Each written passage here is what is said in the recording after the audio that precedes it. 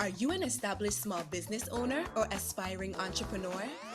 Would you like professional advice to help your business grow and succeed? Well, look no further. The Virgin Islands Small Business Development Center is the territory's #1 resource to move your business forward.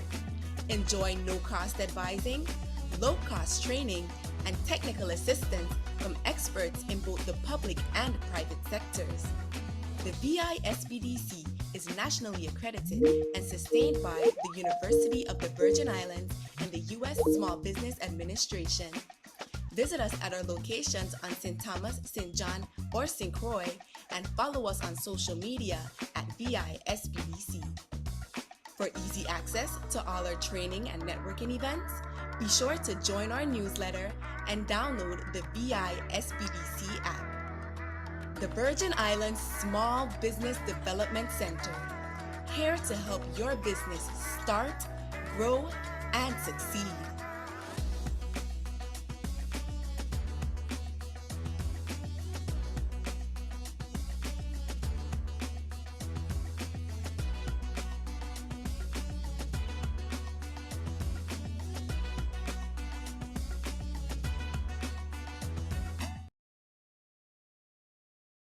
Hi, good morning, everyone, and welcome to the VISBDC's hosting of Financing Solutions for Exporters. Today's session will educate participants on the U.S. Small Business Administration resources available to help your business compete effectively in the global marketplace.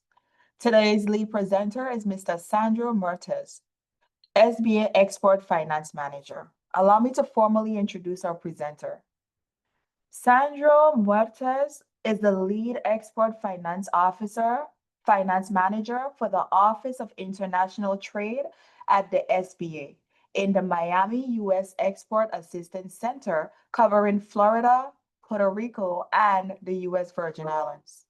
Previously, he was the regional manager in the New Orleans USEAC, Atlanta USEAC, and Tampa USEAC. In addition, he was the global trade specialist at Synovus Bank's government guaranteed lending group, covering Georgia, Tennessee, Alabama, the Carolinas, and Florida. Previous to joining SBA, he was the director of the International Trade Center of Puerto Rico Small Business and Technology Development Center.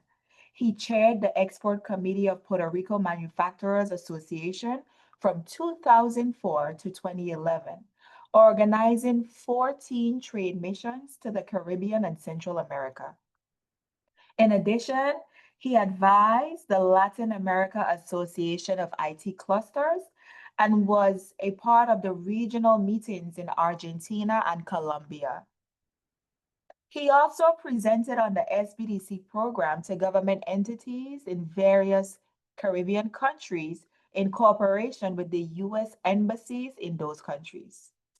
He is a certified global business professional by the North America International Trade Educators, a certified international credit professional by the Finance Credit International Business Association, and a certified global credit executive by the Thunderbird School of Global Management.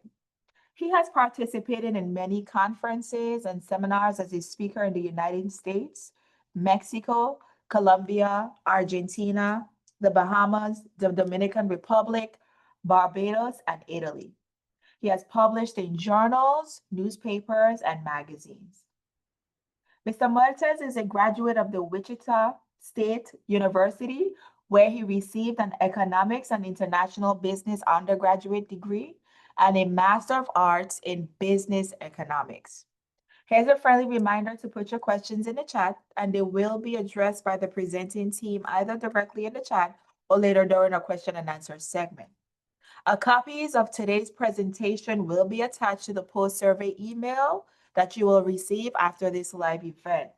Please take a few minutes after this live training to fill out the survey and let us know how we're doing.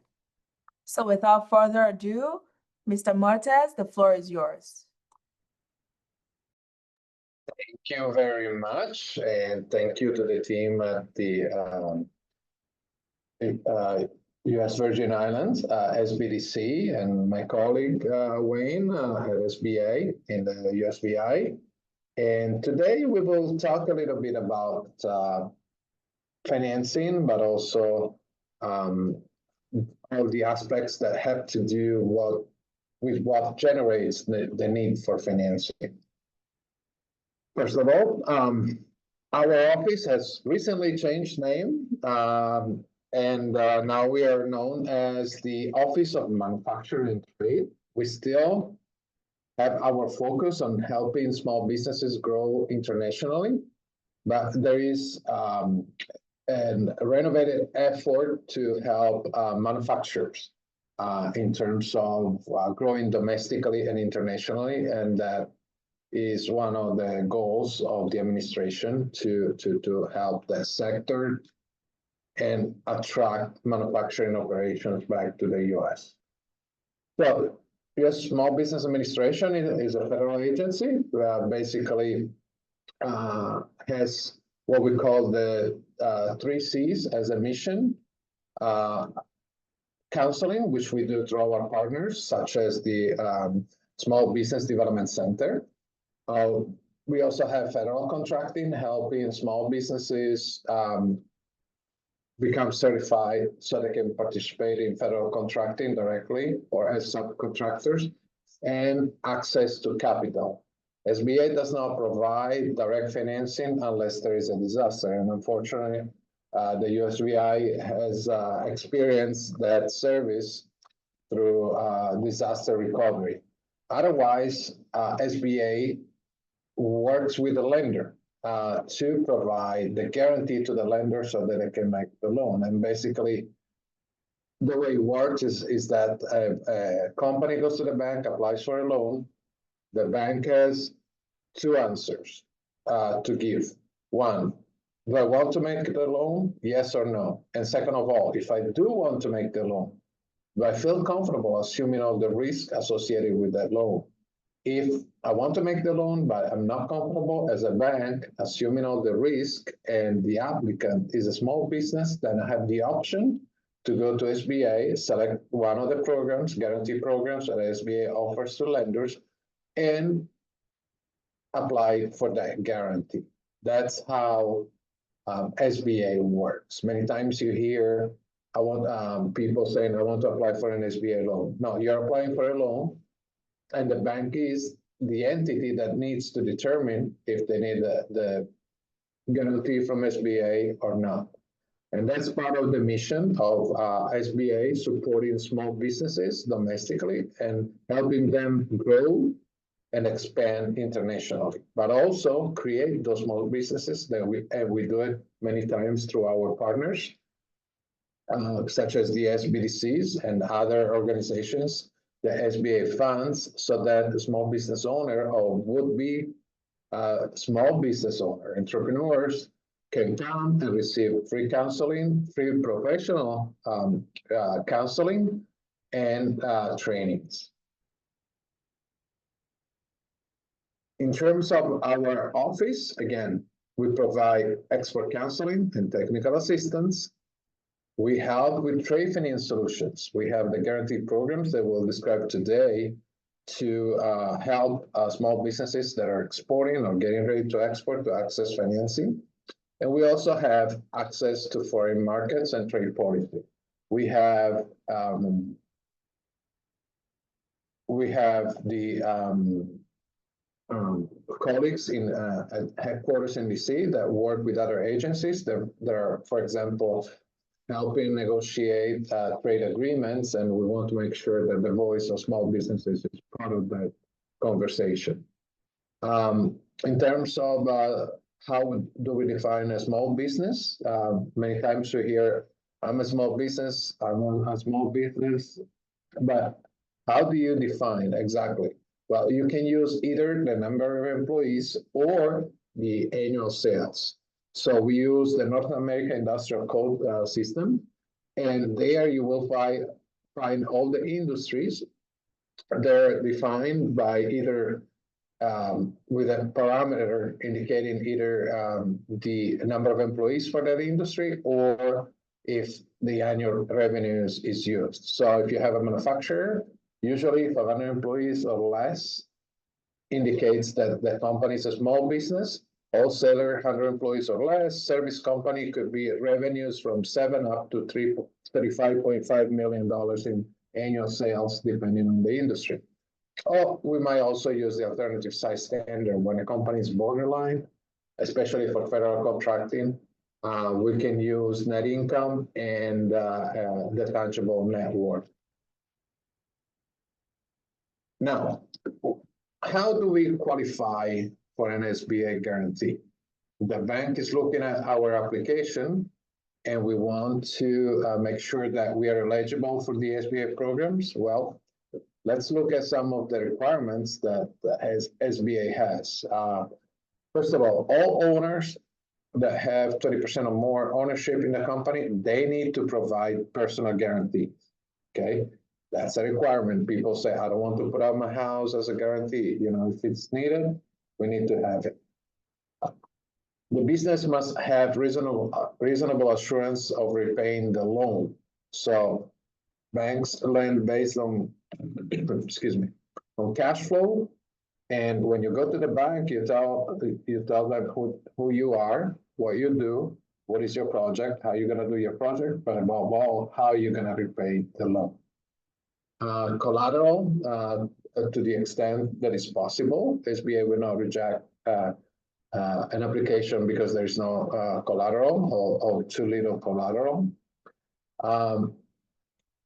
You must have some skin in the game, as they say cordially. So you must have, for example, in a project of $100,000 for a new business, the investment that is required by the owners needs to be about between 10 and 15%. So if the loan or the project is $100,000, you have to contribute in cash or equivalent expenses that you have made. For example, if you need to get a license and you pay the consultant to get the license, that is considered a contribution to the project, okay? The business must be for profit and a small business, according to our parameters. The company must be located in the U.S. and primarily operate in the U.S. So all the loan is used to benefit the U.S. operation. You can still have an operation, a company in another country, but the SBA loan is used for the domestic, for the U.S. company. And the business must be owned by U.S. citizens or legal permanent residents. Majority owner and minority owner all must be either citizens or residents. And of course, you must not be delinquent on any existence debt, such as, for example, student loan. We also take into account when we're talking about exporting, we're talking about the indirect exports. Indirect exports happen when a company makes a sale domestically, and here in Miami it happens a lot. I sell to a company here, and that company is re-exporting the product. That makes me an indirect exporter and makes me eligible for the higher guarantee the SBA has for export loans.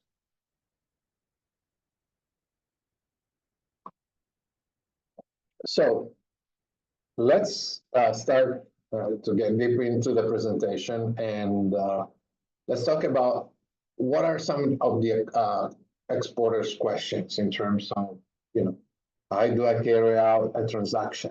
I have an excellent product I want to sell overseas. I might have a potential buyer. How do I sell to them?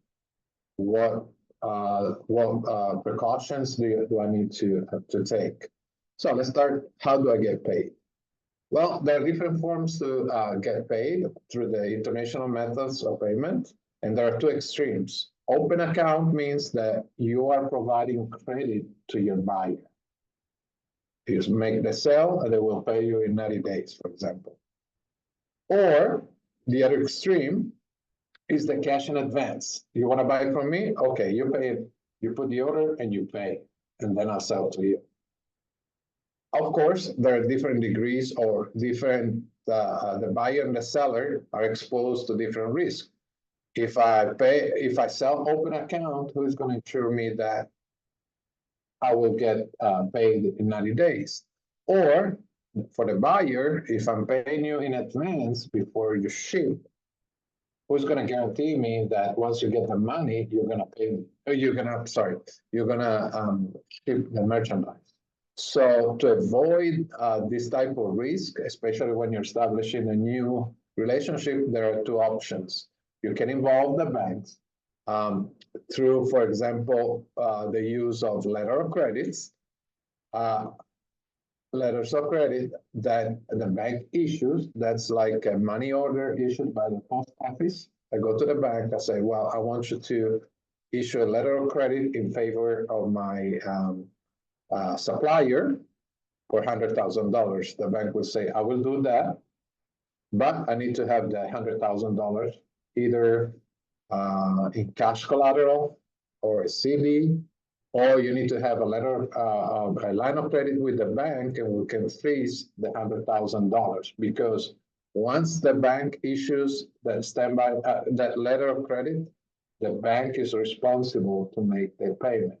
The other option that it still involves the bank, but does not make the bank responsible to make the payment, but only to manage the documentation, is documentary collection. All the documents are moved through the banks, the buyers and the seller's bank, but the buyer's bank is not responsible to make the payment.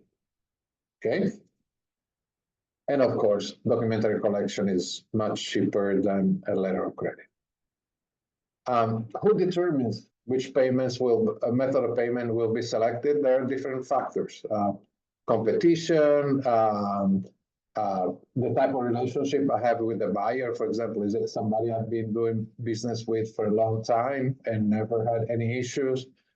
Some countries or regions of the world have preferences, and even industry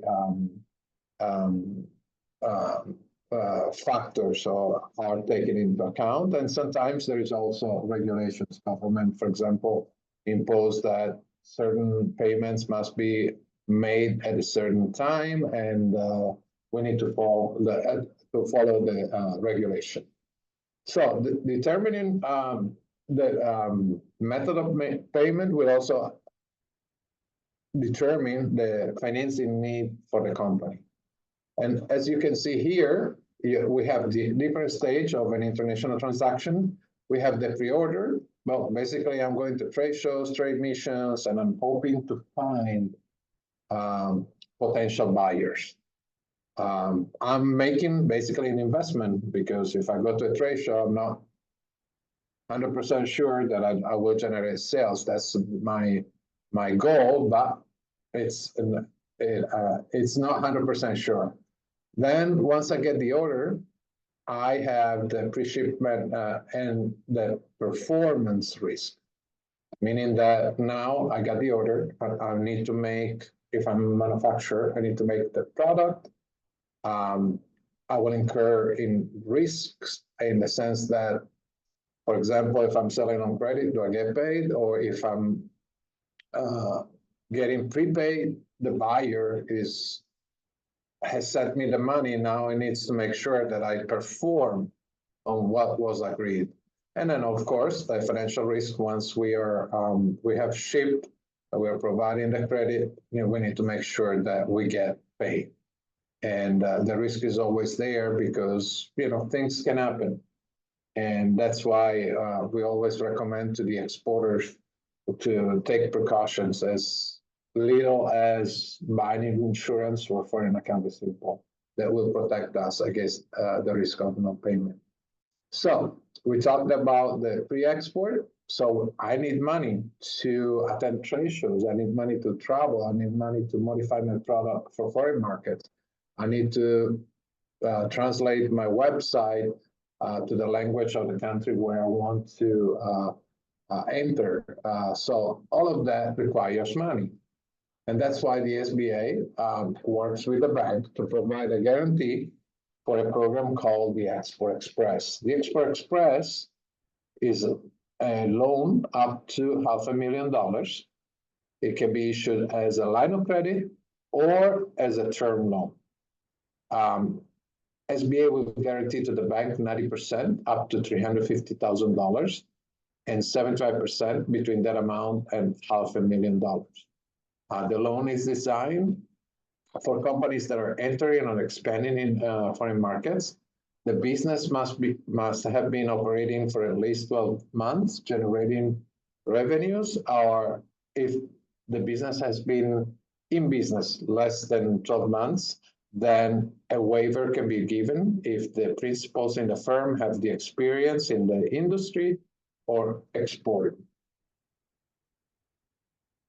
I can use the funds to fund export development. Now I have a line of credit. Now I have money I can borrow, so I can invest into going to a trade show or trade mission. I can finance through the line of credit my export transactions. I can issue standby letters of credit. A standby letter of credit basically is issued when I want to issue a guarantee. For example, I make a sale and I ask my foreign buyer, to send me, let's say, $100,000 to guarantee that they will buy the product and that there's money. Then the buyer will say, okay, I'm going to send you the money, but I want to make sure that if you don't perform, I will get my money back. And the exporter can go to his bank and say, I need to issue a guarantee, a standby letter of credit in favor of my buyer that has wired me $100,000. And if I don't perform as established on the letter of credit, my buyer will get his money or her money back. And the bank, again, to do that, they need to have cash collateral or a line of credit that they can freeze. And when they have an Export Express, then the bank can require only 25% cash collateral, and they can freeze the remaining on the line of credit. Okay. And of course, I can also use the loan to finance fixed assets, such as equipment or real estate. And that brings us to the next program that is based on term loans, where we will need financing for equipment, machinery, expanding our real estate. Again, we need permanent working capital. We need maybe to acquire a competitor, or we need to refinance that. All of those activities can be financed through the international trade loan. The international trade loan is basically a loan of up to $5 million with a 90% guarantee that the bank can have instead of the regular guarantee of 75% if the company is an exporter, is getting ready to export, or is an indirect exporter. So I can use the money for example, to buy equipment, to refinance that. I need money, permanent working capital, to fund the purchase of a large amount of inventory. I need a business acquisition. All of that can be financed through an international trade loan and can have a term of 10 years. If I'm using the loan to finance the expansion or to purchase land, to build a building, commercial, of course, I can use the international trade loan, and then I have 25 years to repay that loan. So it's very convenient for small businesses because you're spreading out the repayment of the loan over a long period of time, and that reduces the monthly payment, and it helps with the cash flow of the business. Of course, you can repay the loan at any time. So once we have generated new export sales, once we got ready, our company ready to expand production, for example, and capacity, then we are going to look for more sales, international sales, and that will generate a need to finance, for example, more inventory, more labor, materials. Now I have foreign account receivables in my books, and I want to mitigate risks, so I need to buy insurance. Now, I'm doing more international transactions. Bank fees are increasing, or I need to issue standby letters of credit. So I need more working capital, and that can be obtained through a series of programs. One of them is the working capital line of credit, which is a line of credit that was launched last year, about a year ago, in August. And this line of credit goes up to $5 million, provided 75% guarantee to the bank, and can be issued for 5 years. But it doesn't have to be the benefit of this line of credit is that, for example, I assume I will need money for the next 24 months. The line can be issued for 24 months instead of 60 months, just for the time I need the line. And one of the major benefits is that now I can use the line to finance not only domestic sales, but also export sales. And this is a great program for companies that have the majority of their sales are domestic sales, and they have a small amount of international sales. So this, through one line of credit, they can finance both needs. The other program that is available, which is kind of very similar to the working capital, is the export working capital program. Again, up to $5 million, this time with a 90% guarantee instead of 75%, and can be issued up to 36 months and with a fee of 0.8%. And this can be used only to finance export transactions. So while in the other line, in the working capital line, we could finance both domestic and international. In this case, we're financing just international. It can be issued as a single to finance single or multiple transactions as a revolving line of credit, just like the working capital line. Or it can be issued as an asset-based line of credit using inventory as collateral and foreign account receivables as collateral. This program is managed by the Small Business Administration and the Export-Import Bank. The big difference between the two is that, for example, to benefit from the Export Working Capital Program from SBA, you need to be a small business, but it is a cheaper fee. We don't have a US content requirement, which means that I might be importing products. Let's say I import perfumes from France and I sell them to Mexico. I can finance that through the SBA EWCP. While Exim Bank has a 51% US requirement, it will not allow to make any military sales, no matter what product you're selling. You might be selling uniforms to the army of a foreign country. You cannot finance, even if they're coffee cups to the army of a foreign country, that cannot be financed through the Exim Bank.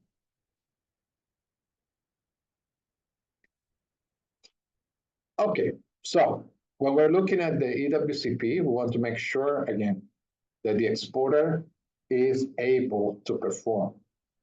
For example, if I, as a bank, I am providing advance against the foreign account receivable, Like in the case we talked, $100,000. I get an order from my buyer in Mexico for $100,000. I can go to the bank and get up to 90% against that PO. So the bank will give me $90,000 that I can use to manufacture the goods, for example. The bank wants to make sure that I can perform. It's not that they're going to give me the money and then I cannot complete the transaction. So we want to also have the assurance that how am I going to get paid. So I want to make sure that if I'm giving credit to my buyer, I get the money, I make the product, until I ship, the product is the collateral for the bank. But once the product is shipped, then I will have an account receivable. And that's why to assure that account receivable is worth something, I need to have it backed by a letter of credit or insurance to make sure that if the buyer doesn't pay, the insurance will repay the bank. Questions until now? Okay, very good.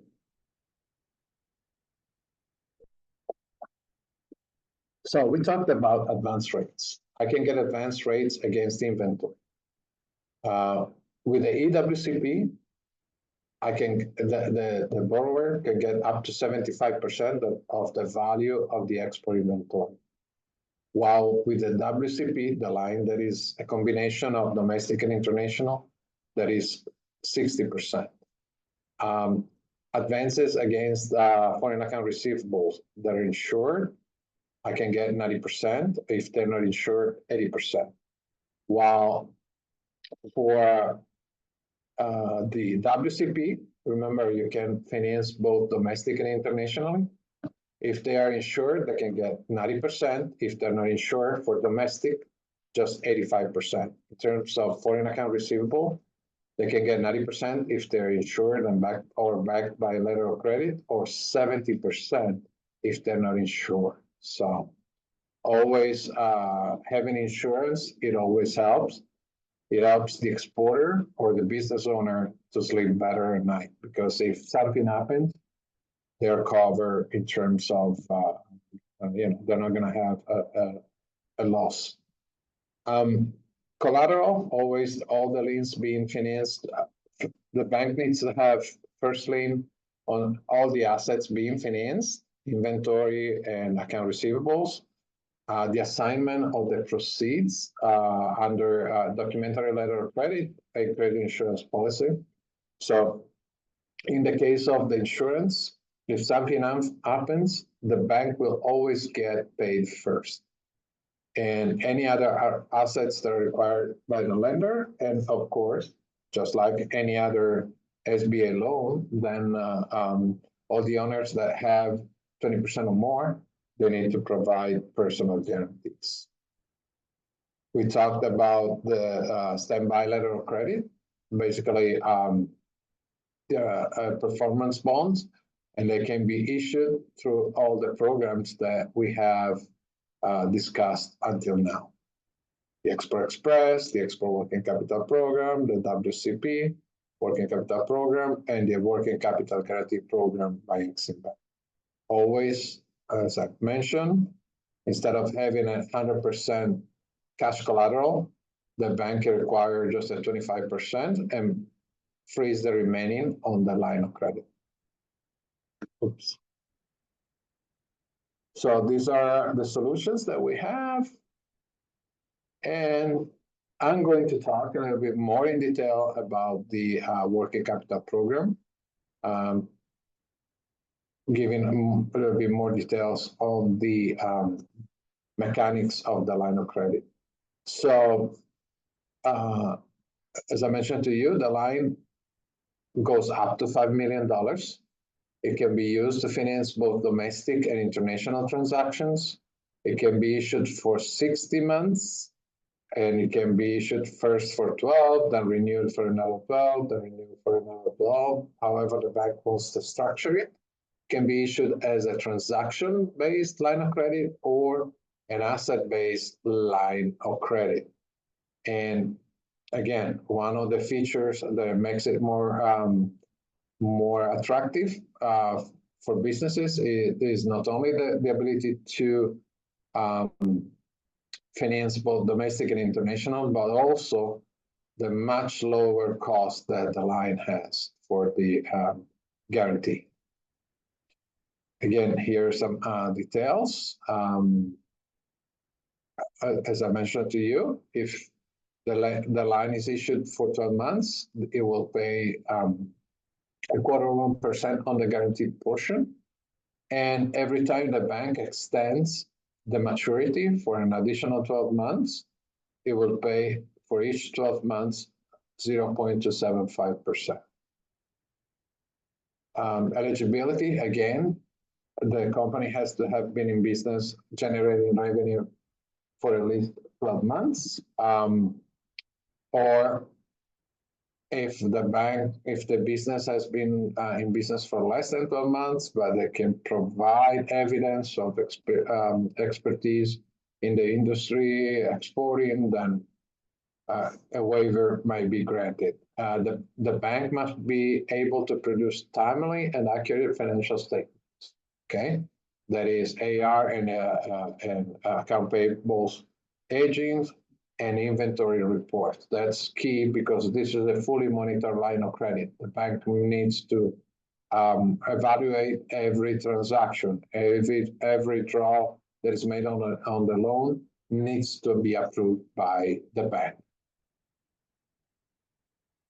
So it's important that the small business can provide all the required financial statements and supporting documentation. And that's usually sometimes a challenge for small businesses to be able to provide timely financial information. The line can be issued as a borrowing-based certificate using inventory and account receivables in the borrowing base. Can be done as a transaction-based, as I mentioned to you. Or it can be used to finance contracts, even government contracts. That's very important. Sometimes small businesses get large contracts with the government, either federal, state, or local. But now that they got the order, now they need the working capital to supply that order. So it's important for them to have that line of credit in place. The small business can also use either under the transaction or ABL format. They can finance their account receivables. They can issue standby letter of credit under both formats of the line of credit. And that refinancing, that applies when, for example, I, as a bank, have issued a line of credit, conventional. Now I want to increase the line, but I cannot do it without the guarantee. So I want to refinance that line that has, for example, receivables coming in. I can refinance that balance and collateralize it with the receivables that I'm going to receive. Again, transaction-based, basically I'm financing purchase orders and contracts. So every time I get a purchase order, I can always go to my bank and say, I have this purchase order from a domestic client or a foreign client, and I can get up to 90% if the order is insured, and I can get the money to supply that order. And this is basically the cycle where I get the purchase order, I get an advance. If I'm a distributor, for example, or a manufacturer, I can produce the inventory, but this applies also for service companies. Okay, we use manufacturer distributor because it's easier to have a clearer idea. I ship the finished good, I invoice my buyer, the payment comes, and the payment will come to a control account. Control account means it's in the name of the exporter, but under the control of the bank. So the bank receives the money first, and they will pay down the line. Same thing with the ABL, but now instead of every time we get an order, we go to the bank and present the PO and get an advance. Now, at least monthly, we will present the borrowing base certificate where we will list that the account receivables that we have and the inventory that we have, and we can get an advance against the inventory and the receivables.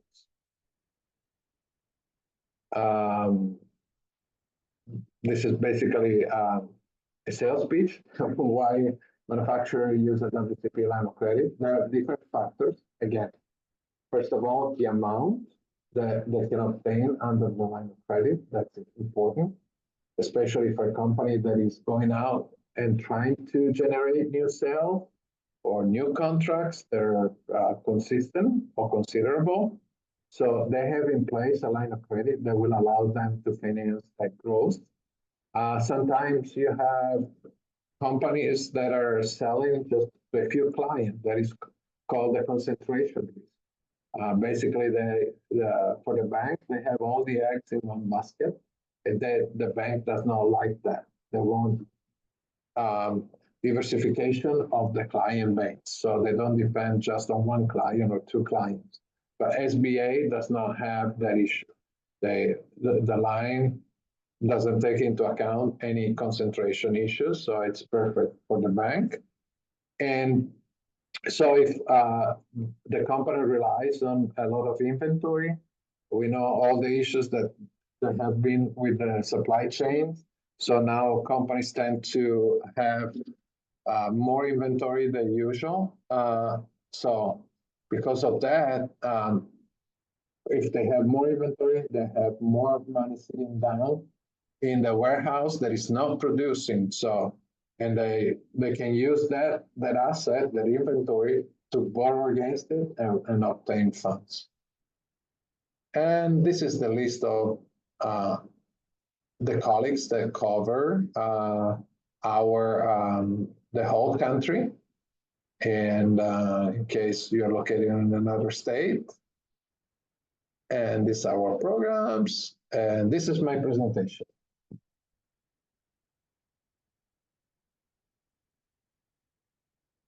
I don't know if there are any questions. Okay, so thank you for that.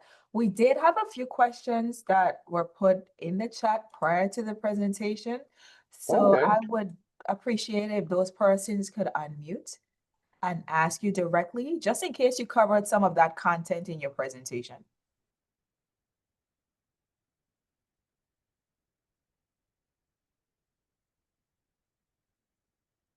I think it was Georgina, right, that had the most questions. Yes. So I guess I don't see her unmuted, so I'll ask the first few. How is eligibility determined for each of the SBA export loan programs? What distinguishes the export loans from other SBA financing options?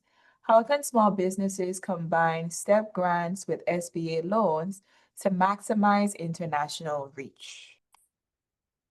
Yeah, so these are SBA loans. So the first requirement for eligibility is that you are a small business, either exporting or not exporting. You need to be for profit. You need to be located in the US.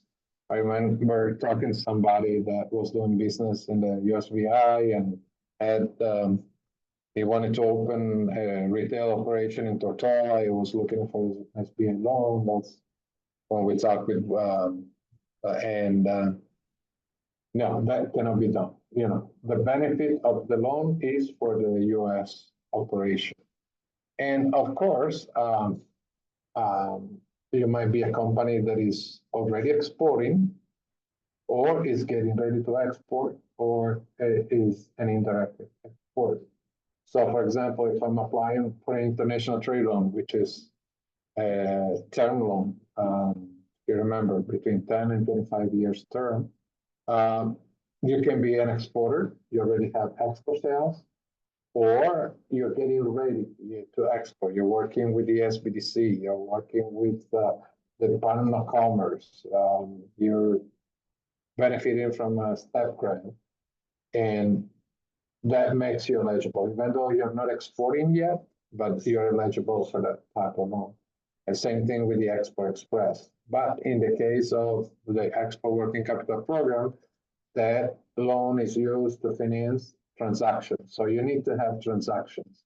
They can be export, direct, meaning that you are selling, for example, to a buyer in Mexico, or it might also be an indirect export. I'm selling my product to a buyer in Miami. That buyer is re-exporting the product. So that makes me an indirect exporter, and I can finance that transaction under the Export Working Capital Program.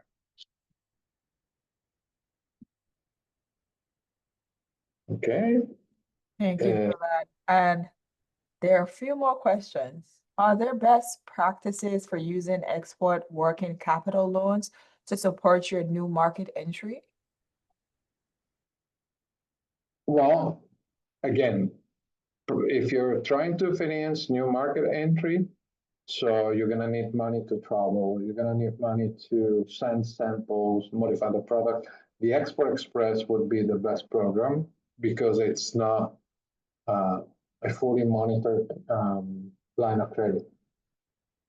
If you already have transactions, then the EWCP definitely is the best program to finance that those transactions. Okay, thank you for that. What support or training is available for businesses unfamiliar with the global trade process? Well, you have the SBDC, you have a lot of training on demand by the Department of Commerce. There is plenty of assistance in that sense. Work with your state agency that provides the STEP grant to help you expand in foreign markets. So my recommendation is always first stop is the SBDC.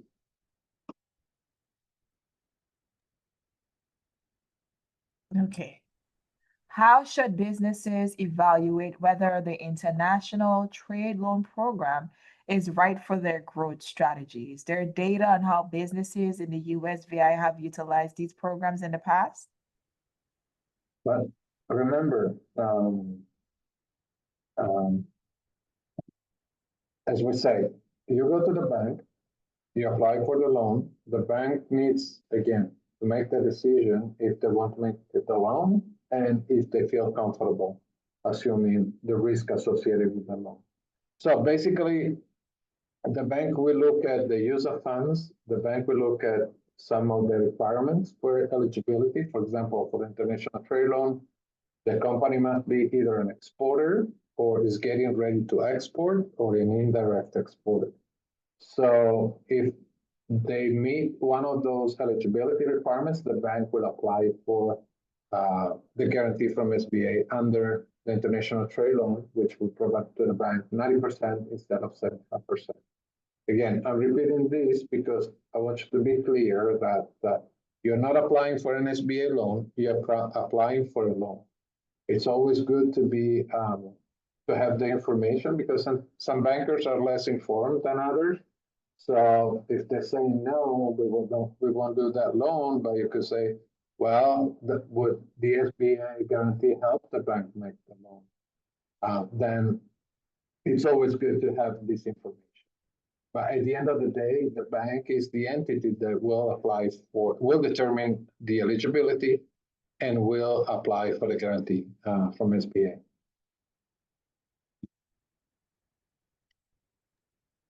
Okay.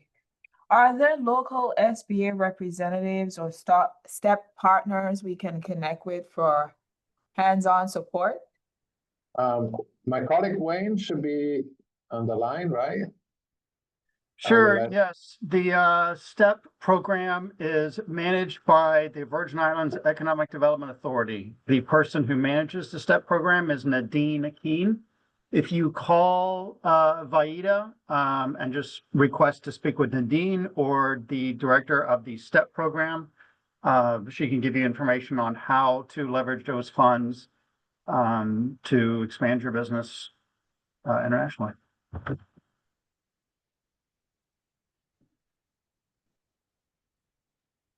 Okay, so I do believe that concludes the questions.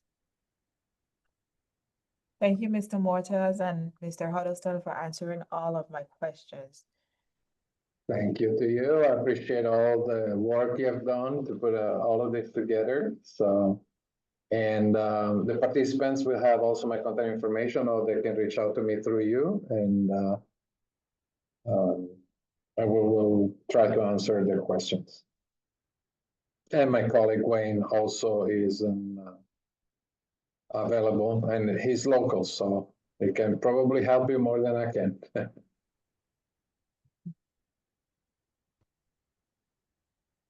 All right, thank you for that. So we want everyone to know that the VI SBDC has so much more in store for USVI small businesses. You can visit our website at www.visbdc.org. Download the VI SBDC app on your mobile device from the appropriate app store. Like and follow us on Facebook, Instagram, Twitter, Google Business, and you can subscribe to the VI SBDC YouTube channel for new uploads of our on-demand webinars. So I'm sharing my screen so everyone can see our training portal in terms of what we have coming up. Tomorrow we have SBA presenting Surety Bonding 101. That starts at 10 a.m. On July 23rd, we have Sales Forecasting Fundamentals, Building Your Small Business Prediction Playbook. That will be presented by the SBDC advisor, Darrell Edwards. And we have him back again on the 25th. And he's going to be presenting Financial Statements 101, Understanding the Big Three. On August 19th, we have SBA Webinar Tuesday, back with how to apply and qualify for an SBA loan. On August 22nd, this is our customer service webinar. It's entitled Small Business, Big Service, Crafting Unforgettable Customer Experiences. On August 28th, we have SBA Webinar Tuesday. Learn about the SBA's resources to help your business start, grow, and succeed. And we also have our AI concentrated webinars through October to November. We ask you guys to go to our website, select trainings, make sure you can see either all of our events or our live events. We do have a few webinars that have been converted into an on-demand format that you guys can watch at your leisure. Right now, we have SBA federal contracting certifications, as well as securing government contracts, networking strategies that work. So let me just see if we have any more questions. We just have thank you. So on behalf of the entire SBDC network, we thank you guys for being here in attendance with us today. As a friendly reminder to check your email, you will receive a copy of today's presentation. And we encourage you to fill out that survey that lets us know how we're doing. So thank you, and I hope to use this information in the future. So to our SBA partner, it's always a pleasure collaborating with you on these initiatives. And to everyone, we wish you a productive rest of day.